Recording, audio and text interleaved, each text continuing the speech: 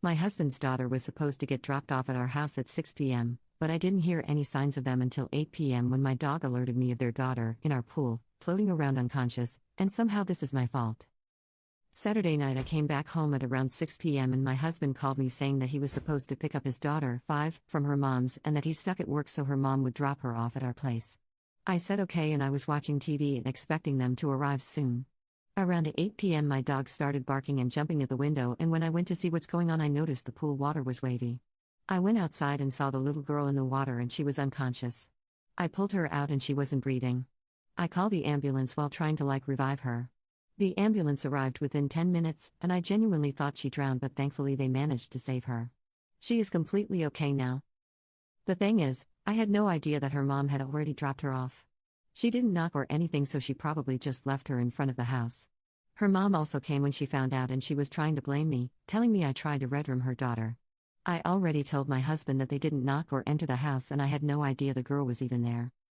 Everything became even more messy. Basically the woman kept on yelling at me, telling me how she's going to fight me and things like how she's going to hold me underwater, so I see how that feels.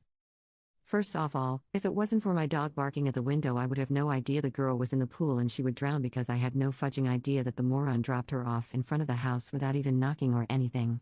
I said this and she spit at me. The police ended up holding her back and then my husband came back too, and it was just so bad. After this I got calls from her parents and they also tried to threaten me on phone, but I just shut them down. A couple other people who she said her version of this to called me, and yeah, same thing. I know, or at least feel like it's not my fault, but I want to clarify more. I forgot to say that I do have a fence around the house, in the backyard, and it's usually locked, but that day it wasn't, which I know is my fault. Also, as I said, this is my house. This was the first time the girl was here, so I have no idea why would her mom just drop her off in front of a house she's never been to, and no idea why did the girl go for the pool when she couldn't have seen it from the street, why did she go to backyard? I'm not blaming her, I'm just explaining. Also, my country doesn't have a law for fence directly around the pool. There is usually a cover, but I wanted the water to get warmer. I don't live here, but I'm currently renovating. Commenter: who TF drops a kid at a house without a word? Commenter 2: I am so sorry you're going through this. It sounds like the mom knows she was wrong and needs a scapegoat.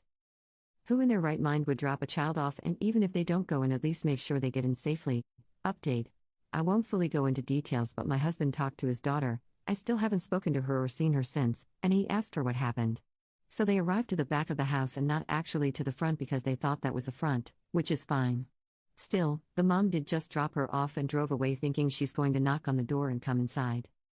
Thankfully, neighbor's camera actually caught one side of the car, and it very obviously shows that the car stopped for not more than 30 seconds, and since it caught the driver's side, it's visible that the driver, the mom, didn't exit the car and drove away.